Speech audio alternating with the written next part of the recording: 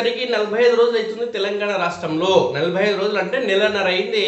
2023 December 3వ తారీఖు నాడు తెలంగాణ రాష్ట్ర అసెంబ్లీ ఎన్నికలకు సంబంధించి రిజల్ట్ రావడం జరిగింది. ముఖ్యమంత్రిగా పాలమూరు బిడ్డ రేవంత్ రెడ్డి కాంగ్రెస్ అభ్యర్థి ముఖ్యమంత్రిగా బాధ్యతలు చేపట్టడం జరిగింది. కానీ కేటీఆర్ అనే గజ దొంగ ఏమంటున్నాడంటే, ఎన్నికలు అయిపోయి 45 రోజులు అవుతుంది. కేసీఆర్ ఈ ప్రతిసారి అసెంబ్లీ ఎన్నికలు జరిగేది భారత రాజ్యాంగం ప్రకారం, మన భారత చట్టాల ప్రకారం 5 ఏళ్లకు ఒకసారి ఎన్నికలు జరుగుతాయి. కానీ కేటీఆర్ అనే గజ దొంగ మాత్రం ఏమంటున్నాడంటే, తొందరలోనే కేసీఆర్ను ముఖ్యమంత్రిని చేసుకుందాం అంటున్నాడు.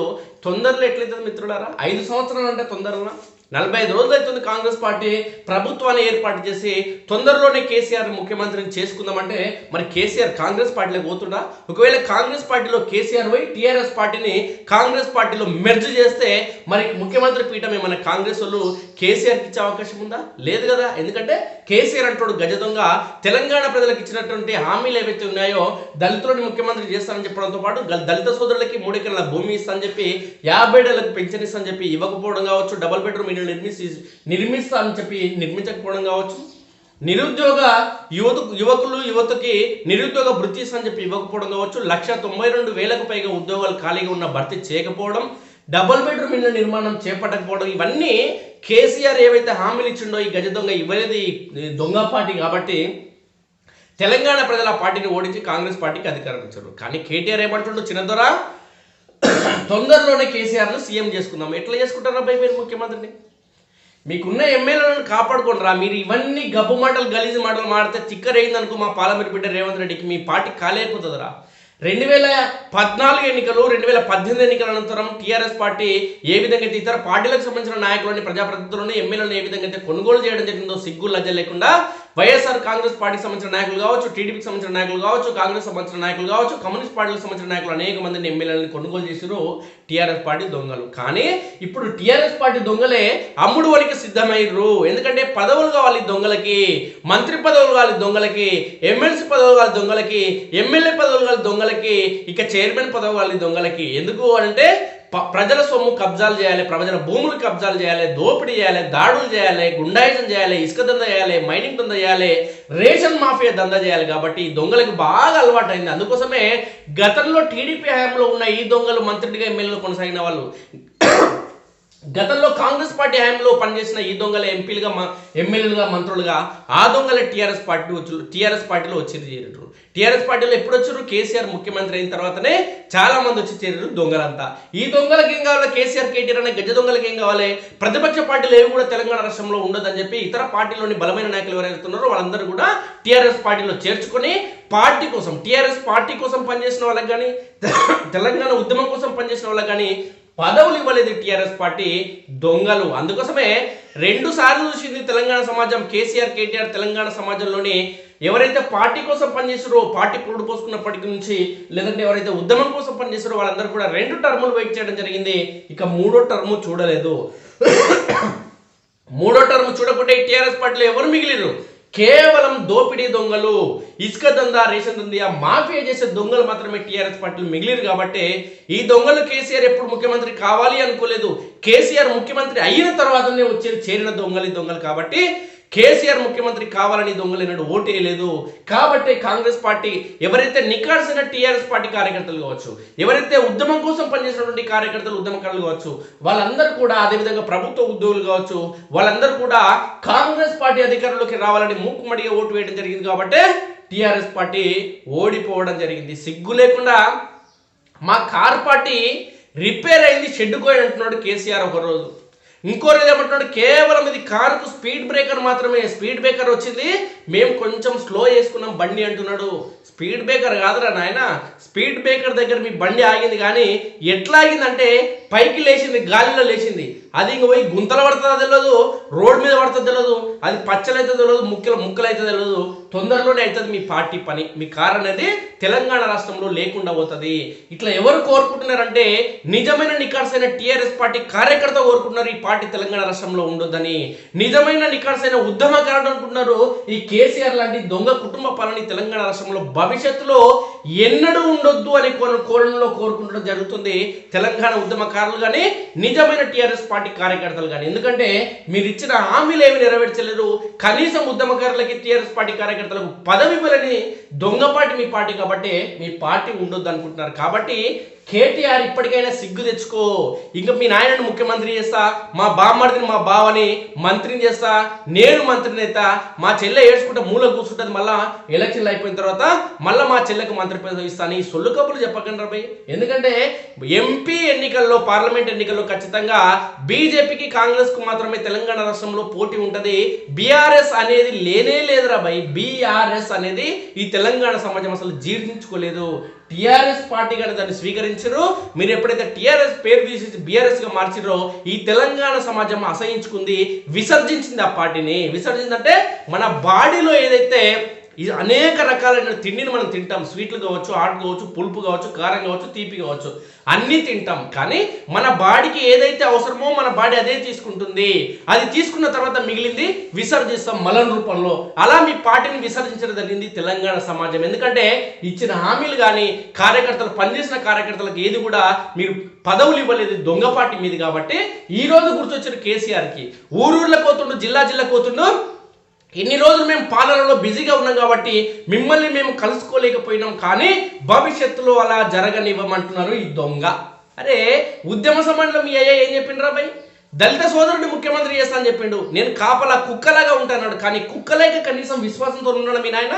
తెలంగాణ సమాజాన్ని మొత్తం దోసుకున్నాడు. ప్రభుత్వ భూముల్ని మొత్తం కబ్జా చేసారు మీ టీఆర్ఎస్ పార్టీ దొంగలు. కబ్జా చేయడంతో పాటు ప్రభుత్వ భూములని తక్కువ ధరకు అమ్ముకున్న దొంగలు రా మీరు. వైన్ షాపులను కూడా ముందస్తుగానే అమ్ముకుపోయిన దొంగలు మీరు. కాబట్టి మిమ్మల్ని తెలంగాణ సమాజం నమ్మదురా భయ్. ఎందుకంటే నమ్మి నానబూస్తే పుచ్చి బూరలైనట్టు మీ పాలన తీరుతో ఈ తెలంగాణ సమాజం మొత్తం నష్టపోవడం జరిగింది. ఈయనకు సంబంధించిన సొక్కమైన వార్త ఒకసారి చూద్దాం. తొందరలోనే కేసీఆర్ ను సీఎం ను చేద్దాం. Working BRS working president KTR వ్యాఖ్య. కాంగ్రెస్ కు ఓటేసిన వాళ్ళు అస్సలు బాధపడతలేరు రాబాయ్. బాధపడేది ఎవరంటే మీ ఓడిపోయిన ఎమ్మెల్యేలు బాధపడుతున్నారు.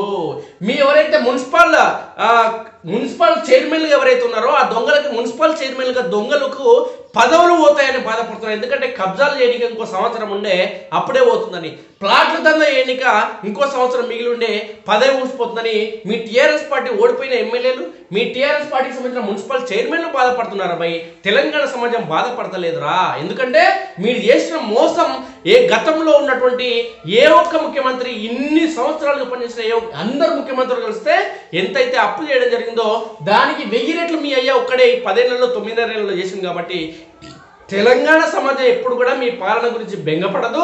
మీ దళిద్రం పోయిందని సంతోషంగా ఉన్నది తెలంగాణ సమాజం. ఎన్నికల్లో బీఆర్ఎస్ కు తగిలింది చిన్న దెబ్బనే అంటున్నాడు కేటీఆర్. చిన్న దెబ్బనే.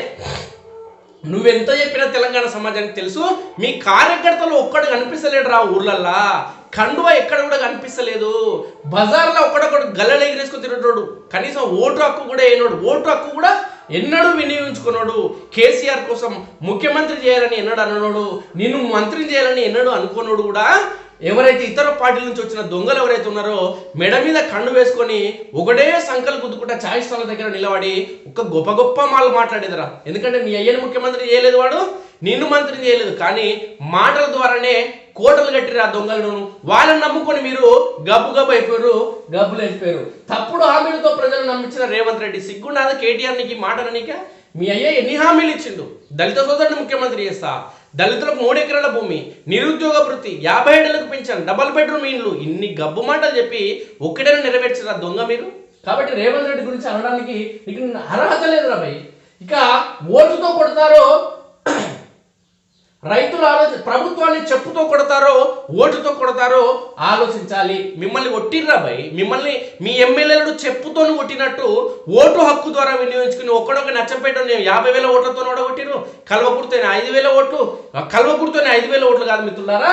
గెలిచిన అభ్యర్థికి ఇక్కడ వచ్చిన టీఆర్ఎస్ పార్టీ అభ్యర్థికి సుమారు 40,000 ఓట్ల తేడాతో ఇక్కడ కాంగ్రెస్ అభ్యర్థి కసిరెడ్డి నారాయణ గెలవడం జరిగింది. ఇక జడ్చల నియోజకవర్గాలు కానీ నాగరికల్ నియోజకవర్గం కొల్లాపూర్ నియోజకవర్గం నాగర్ కర్నూలు మొత్తాన్ని జిల్లా మొత్తాన్ని క్లీన్ స్వీప్ చేయడం జరిగింది. ఉమ్మడి పాలమూరు జిల్లాలో ఉన్నటువంటి 14 నియోజకవర్గాల్లో 12 నియోజకవర్గాల్లో కాంగ్రెస్ పార్టీ అభ్యర్థులను గెలిపించడం జరిగింది తెలంగాణ సమాజం. మరి ప్రజల ఆలోచన తప్పారా? లేదంటే భారత రాజ్యాంగ నిర్మాత డాక్టర్ బిఆర్ అంబేద్కర్ ఓటు హక్కును ప్రజలకు కల్పించడం తప్ప? కేటీఆర్, అది నువ్వు మాట్లాడాలి. ప్రజలు ఓటు వేయడం అనేది తప్పు అంటున్నావు దొంగ. ఇప్పుడు భారత రాజ్యాంగాన్ని అవమానించినట్లేరా నువ్వు? ఎందుకంటే ప్రజలు ఓటు హక్కు ద్వారా విలక్షణమైన తీర్పు ఇవ్వడం జరిగింది. విచక్షణతో వాళ్ళు ఓట్లు వేయడం జరిగింది. ఎందుకంటే 2 సార్లు మీ అయ్యకు ముఖ్యమంత్రి, నీకు మంత్రి పదవి ఇస్తే తెలంగాణ సమాజాన్ని మోసం చేయడం జరిగింది. కాబట్టి ప్రజలు ఓట్లేస్తే ప్రజల ఆలోచన తప్పంటావా? ప్రజలు ఓట్లేసే విధానాన్ని తప్పంటావా? ప్రజలు ఇప్పుడు చెప్పుతూ కొట్టాలి ఈ ప్రభుత్వాన్ని. నువ్వు ఎవడైనా చెప్పనీక ఆఫ్టర్ నువ్వు ఒక ఓటుగానివి. అమ్మాయి తెలంగాణ ఉద్యమం కంటే ముందు నువ్వు ఒక ఓటర్వి రే తెలంగాణ సమాజానికి. కానీ మాయ మాటలు చెప్పి నాయన ముఖ్యమంత్రి అయితే నీకు ఒక మంత్రి పదవి వచ్చింది దొంగ. శ్రీకాంతాచారి కంటే నువ్వు పెద్ద ఉద్యమకారుని వారాబాయ్. మీ బాబా శ్రీకాంతాచారి కంటే పెద్ద ఉద్యమకారుడు అరాబాయ్. మీ అయ్యే శ్రీకాంతాచారి కంటే పెద్ద ఉద్యమకారుడు అరాబాయ్. కాల్చుకొని నడి రోడ్డుపై పెట్రోల్ పోసుకొని చనిపోయిండు. ఆయన కంటే ఉద్యమకారులు అరబై మీ కుటుంబం. శ్రీకాంతాచారి కాలి గోటికి కూడా మీ కుటుంబం సరిపోదురా దొంగ. కానీ మీ అయ్య ముఖ్యమంత్రి, నువ్వు మంత్రి పదవి, మీ బావ మంత్రి పదవి, ఇంకో అన్నగాడోడో గాలి గన్నారంగాడో 2 సార్లు ఎంపీ, మీ చెల్లెలు ఎంపీ ఎమ్మెల్యే అయిందిరా, ఎంపీ ఎమ్మెల్సీ అయింది. ఇంకా సాలరా మీ పదవులు. దోచుకున్న సొమ్ము సాలరా బై. తెలంగాణ సమాజం మిమ్మల్ని అసహించుకుంటుంది. సిగ్గు లేకుండా మా కార్ షెడ్కి పోయింది, రిపేర్ అయ్యి మళ్ళీ వస్తుంది, ఇంకా మేము మళ్ళీ ముఖ్యమంత్రి అవుతాం, తొందరలో మన ఆయన ముఖ్యమంత్రి. మీ అయ్యని ఎందుకురా ముఖ్యమంత్రి చేయాలి? తెలంగాణ సమాజంలో మీ అయ్య ఒక్కడే ఉన్నాడరా? కోదండరాం ఉద్యమం చేయలేదా? కోదండరాం ఇంటి తలుపులు పగలగొట్టి అరెస్ట్ చేయడం జరిగింది. ఎందుకురా? ఏం పాపం చేసిండ్రా కోదండరాం? తెలంగాణ ఉద్యమం చల్లారిన ప్రతిసారి ఉద్యమాన్ని ఉవ్వెత్తిన ఎగిసేలా చేసిన కోదండరాం అట్లా చేయడం తప్పారా దొంగ? మీ అయ్యా దీక్ష 9 రోజుల పాటు దీక్ష అని చెప్పి మధ్యలోనే మందు, మధ్యలోనే నిమ్మరసం అయిన గజ దొంగ మీ అయ్యా. మీ అయ్యలేక కాదురా కోదండరాం. నిక్కార్సైన ఉద్యమకారుడు ప్రొఫెసర్ కోదండరాం. అలాంటి ప్రొఫెసర్ కోదండరాం ఇంటి తలుపులు పలగొట్టి అరెస్టు చేసిన దొంగ పార్టీనా మీ పార్టీ? ఉద్యమకారుల పైన కేసులు మొత్తం ఎత్తేస్తానని చెప్పి ఒక్క ఉద్యమకారుల పైన కూడా కేసులు ఎత్తేని దొంగ పార్టీన మీది. ఉద్యమకారులకి ఉద్యోగాలు ఇస్తామని చెప్పి ఇవన్నీ దొంగ పార్టీన మీది. ఆత్మ బలిదానం చేసుకున్న కుటుంబాలు ఎన్ని వాళ్ళకు ఉద్యోగాలు ఇస్తాం, వాళ్ళ కుటుంబాలను ఆదుకుంటామని చెప్పి కనీసం ఉద్యమకారులు ఎంతమంది చనిపోయారు తెలంగాణ సమాజంలోని లెక్కించలేని దొంగ పార్టీరా మీ పార్టీ. ఇంకా సిగ్గుండాదిరా మీకు? మళ్ళీ అధికారం అంటాడు సిగ్గుండలేక. ఇక తొందరలోనే కేసీఆర్ ను మళ్ళీ ముఖ్యమంత్రిని చేసుకుందామని బీఆర్ఎస్ వర్కింగ్ ప్రెసిడెంట్ కేటీఆర్ అన్నారు. కాంగ్రెస్ అధికారంలోకి వస్తుందని ఆ పార్టీ నాయకులు కూడా అనుకోలేదని. అరే కేటీఆర్, కాంగ్రెస్ పార్టీలో అధికారంలోకి వస్తుందని అనుకోలేదు, తర్వాత పక్కకెట్టు. మీరు కూడా అనుకోలేదురా భయ్ ఓడిపోతామని. తెలంగాణ సమాజం ఓడిస్తుంది, మీ నాయన ముఖ్యమంత్రి పదవి ఊసిపోతుందని మీరు అసలే అనుకోలే. మీరు అనుకొని ఉంటుంటే ఈ అవినీతి అక్రమాలు చేసిన, భూ కబ్జాలు చేసిన, 100 కోట్ల రూపాయలు చేసిన, ఎవరైతే ఆ 100 కోట్ల రూపాయలు అక్రమంగా సంపాదించిన టీఆర్ఎస్ పార్టీకి సంబంధించిన ఎమ్మెల్యే అభ్యర్థులను మీరు మార్చటోళ్ళరా. కానీ మా అయ్య చెప్పినన్ని రోజులు, దొంగ మాటలు చెప్పినన్ని రోజులు తెలంగాణ సమాజం ఉంటుంది. తెలంగాణ సమాజం అంటే అమాయకులు, వీరు గొర్రెలని నమ్మిర్రా మీరు. కానీ తెలంగాణ సమాజం గొర్రెలు కాదురా. నమ్మితే ఎంతకైనా ఏమైనా ఇస్తారు. కానీ మోసం చేస్తే సీమాంధ్రులను తరిమిన ఉద్యమకారుల చరిత్ర తెలంగాణలోది. అది మీరు మర్చిపోయి మా అయ్య చెప్పిన సొల్లు కబుర్లు జీవితాంతం తెలంగాణ సమాజం ఉంటుంది. మా అయ్య చచ్చిపోయిన రోజు, చచ్చిపోయే వరకు కూడా మా అయ్యనే ముఖ్యమంత్రి, మా పార్టీ అధికారంలో ఉంటుందని సొల్లు కబుర్లు చెప్తుంది. తెలంగాణ రాష్ట్రంలో కాదు, పంజాబ్కు పోయిన ప్రభుత్వాన్ని ఏర్పాటు చేస్తారంట, ఢిల్లీకి పోయి ప్రభుత్వాన్ని ఏర్పాటు చేస్తారంట, కర్ణాటక పోయి ప్రభుత్వాన్ని ఏర్పాటు చేస్తారంట, మహారాష్ట్రకి పోయి ప్రభుత్వాన్ని ఏర్పాటు చేస్తారంట. మహారాష్ట్ర ముఖ్యమంత్రి ఉద్ధవ్ ఠాక్రే ముఖ్యమంత్రి పదవి ఊసిపోయింది వీళ్ళతో దోస్తానం చేసినాక. పంజాబ్లో, ఢిల్లీలో ప్రభుత్వాలు మొత్తం కూలేందుకు సిద్ధమైన వీళ్ళతో దోషం చేశారు. ఎందుకంటే ఢిల్లీ లిక్కర్ స్కామ్ లో ఇరుక్కుపోయినారు అక్కడ ఉన్న ముఖ్యమంత్రి కావచ్చు, ఉప ముఖ్యమంత్రిగా మంత్రులందరూ కలిసి. అది ఇలా పాలనా తీరు. ఇక కర్ణాటకలో ఆయన దేవేగౌడ కొడుకు కుమారస్వామి పరిస్థితి అయితే అగమ్యకు వచ్చిన. ఆ పార్టీ చరిత్రలో ఎన్నడూ లేని విధంగా అత్యధిక సీట్లలో ఓడిపోవడం జరిగింది కేసీఆర్తో దోస్తానం చేసినాక. అట్లుంటుందిరా భయ్ మీతో దోస్తానం చేస్తే. ఎవడైనా సర్వనాశనం కావాల్సిందే మీతో దోస్తానం చేస్తే. ఇక కరీంనగర్లో నిర్వహించిన పార్లమెంటరీ నియోజకవర్గ బీఆర్ఎస్ సోషల్ మీడియా వారియర్స్ సమావేశంలో ఆయన మాట్లాడడం జరిగింది. మొన్నటి అసెంబ్లీ ఎన్నికల ఫలితాలు బాధాకరమేమి కాదని, అలా చాలా చిన్న దెబ్బ మాత్రమే తలిగిందని అన్నారు. ప్రజలు మమ్మల్ని చీకొట్టలేదు, 39 స్థానాల్లో గెలిచాం. మరో 14 స్వల్ప తేడాతో ఓడిపోయిన 14 స్థానాల్లో ఇతర పార్టీలు గతంలో 2, 3, 4 సార్లు వరుసగా పోటీ చేసి ఒక్కసారైనా గెలిచారంటూ ఏడవడంతో ప్రజలు భావోద్వేగాలతో వారికి ఓటేశారు. అందులో 6 స్థానాలు బీఆర్ఎస్ గెలిస్తే ఎలా ఉండేది కాదురా. నేను ముఖ్యమంత్రిని అయితే ఎట్లుండేది, మస్తు చేస్తా అభివృద్ధి. అయితే అన్న నేను ముఖ్యమంత్రి కాలేను, మీ పార్టీ కూడా గంతే. అయితే చేస్తా, నేను పెరిగితే పోలీసులు అవుతా, పొట్టుకుంటే అవి కాదురా లెక్కలు. నువ్వు అయినావా కాలేదు లెక్క, ఇది కాలేదు, నువ్వు ఓడిపోయినావు, అది గుర్తుపెట్టుకో. ఇక 1.85% ఓట్ల తేడాతో మాత్రమే అధికారం కోల్పోయామని కేటీఆర్ వ్యాఖ్యానించారు. ప్రజల తీర్పును అవమానపరిచే విధంగా మాట్లాడవద్దని పార్టీ శ్రేణులు సోషల్ మీడియా వారియర్స్ కు సూచించారు. కరీంనగర్ లోక్సభ పరిధిలో 17 అసెంబ్లీ సెగ్మెంట్లలో కరీంనగర్, సిరిసిల్ల, హుజురాబాద్లలో గెలిచాం. మిగిలిన 4 కూడా వారు సానుభూతితోనే గెలుపొందారు. అయినా మనకంటే వారికి కేవలం 5-6 వేల ఓట్లు మాత్రమే ఎక్కువ వచ్చాయి.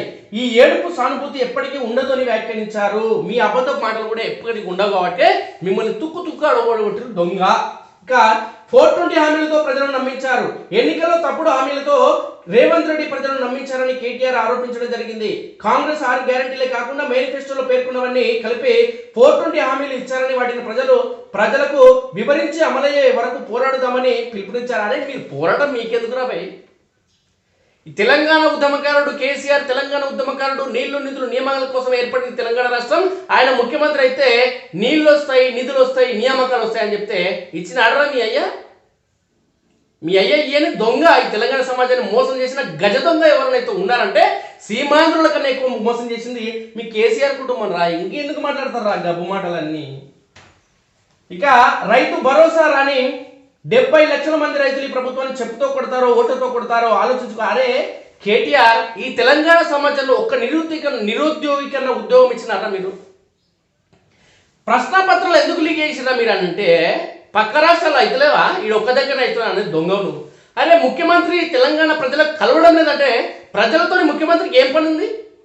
ముఖ్యమంత్రి కలుస్తాడు ప్రజల కలవడానికి ఆయన ముఖ్యమంత్రి అయితేనా అంటే. అందుకోసమే ప్రజలతో మీ అయ్య కలుస్తున్నాడు కాబట్టి తెలంగాణ సమాజం మాకు వద్దురా మీ అయ్య అని చెప్పి ఓడగొట్టిరు.